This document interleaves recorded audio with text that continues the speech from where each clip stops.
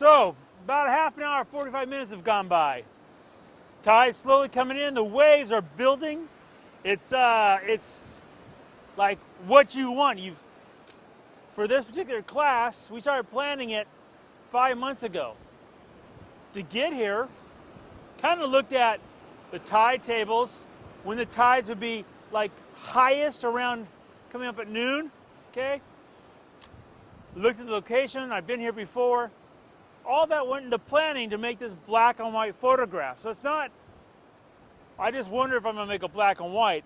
There's a lot that went into it. And then we got here and the main thing we needed was the storm. Because the storm with the high tide brings the big waves. So what have I been doing for the last 45 minutes? 45 minutes. I'm telling you that period of time for a very important reason. Sometimes these classes look like I plunked down my tripod, boom, made the great shot, and off I went like it just took nothing. And it takes some time. So in this instance, I got the D4 with a 24-70, shooting about 50 millimeter.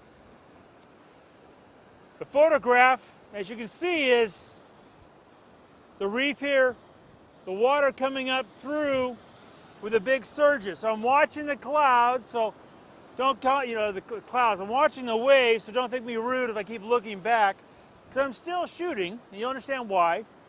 And I'm watching the wave sets. Number 7 is going to be the big one. And I'm looking for the waves to come through these rocks. And I'm still looking to make that blurry shot. Now to get that blurry shot, I tried a couple techniques first. I took my ISO down to L1, see if I can get a slow enough shutter speed. I tried a polarizer. What I ended up doing is I put the big stopper on, the 10 stopper, to get a 30-second exposure. F-stop's kind of irrelative to me. At 30 seconds though, the water's coming in, it's crashing, going on out, and that blurry motion of the white against the rock is what I'm looking for in the black and white photograph. Now, in the perfect world, you probably would be using a cable release. Moose doesn't really like cable releases. But I use the vertical firing button. By using the vertical firing button, I don't start a vibration in the camera. There is a pretty good breeze out here. The tripod itself, I got the Really Right Stuff tripod, and it's dug in. I pushed it in, so it's as stable as it can be. 55 head here. That's probably a cool shot I missed if I'm sitting there yakking. Okay. You can probably hear in the audio, all of a sudden that 7th wave of the series come in, and all of a sudden you hear that locomotive coming up and crashing. I wish you could see behind Brandon here, the director. There's waves coming up taller than he is on this cliff. They're just like, they're going to take Brandon away. It's just amazing. And the whole time, I'm shooting a very slow shutter speed. Now, that gives me one whole kind of black and white. What if I want to change that? It'd be really easy to do, okay? Because this black and white, I'm gonna look at my monitor here real quick. It's just, I absolutely love that, what you could say, that milky look. And what you want to understand is, take the camera, set it up, get the composition I want for the rocks and all. Number 2 step in this, I take the picture to look for the exposure that I want. Is there a tricky exposure of black and white different than color? No, not for me, it's the same. It's the same. I'm gonna do the burning and dodging in the digital darkroom. So I'm looking at the same basic exposure for black and white that I am from color. So I set it up, compose, get the exposure, and then what I'm going to do is I just keep shooting. I keep shooting, keep shooting. Why?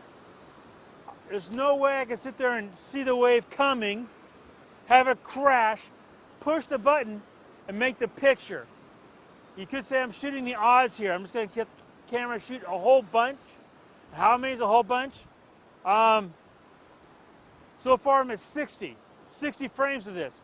I just keep clicking because I'm going to make the actual pick of which is the best frame back in the warmth of my room in front of the computer. And I'm going to keep shooting, keep shooting. Now, one cool thing about this, the holder I've got here for the 10 stopper, okay, is the fact that the high tech, I have a simple little knob. I can take it off, let this exposure finish.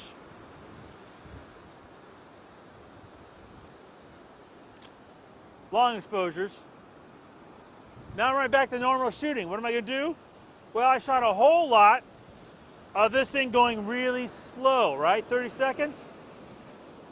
But if you want to show the real power of that wave, I mean, the power is just amazing right now. The huge, huge crests. What I got to do? I got to go the opposite of slow. I got to go to fast shutter speed. How am I going to do that? Well, I'm going to sit there and depth of field is really not important, right? Freezing that wave is. So right now, shooting 100 ISO, 2.8, getting about 1,000th of a second shutter speed. Then I get to make some of my own good sounds. Well, watch the waves, watch the waves. Got the big buffer, the D4. See it coming, see it coming.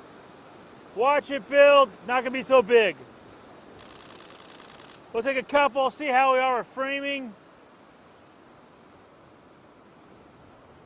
All right, framing's still good, but I want the big wave. I want the wave that's gonna come up. See, that's not so bad. Came about halfway up the rock. And keep in mind, we're still looking at black and white.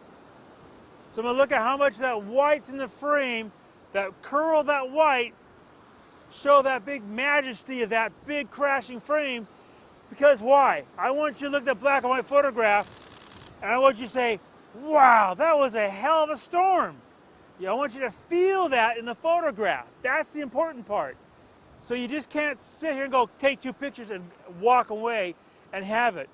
Black and white photography, maybe more so than color landscape photography, you have to be a little more picky. You have to wait a little bit longer. You have to wait for that really key moment, which possibly why black and white photography is more of a challenge, but it's why I think it's more romantic.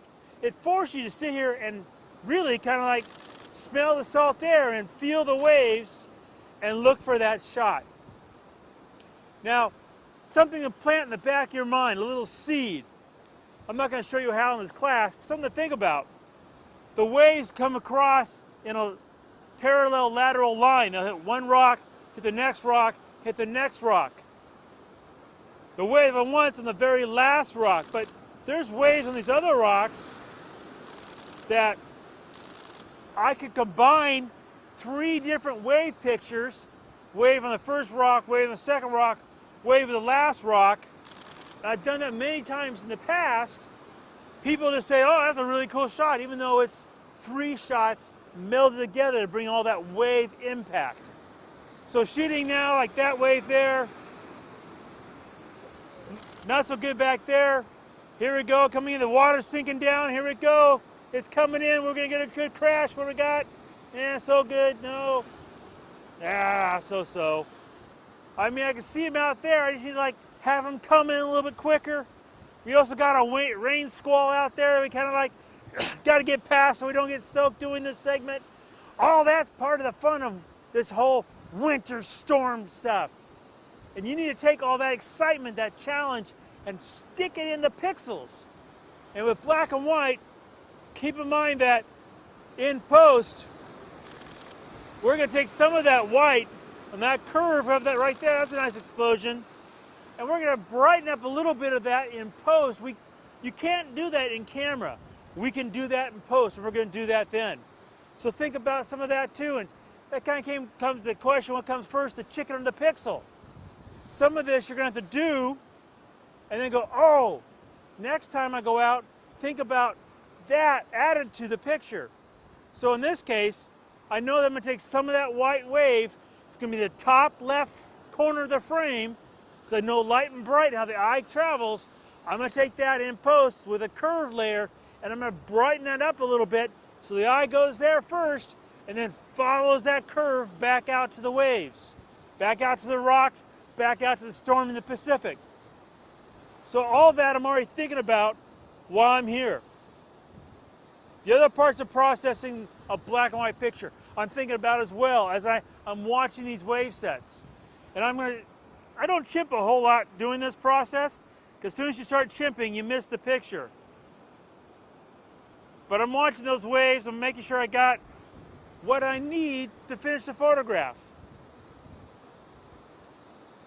What else can you possibly think of or do while you're here?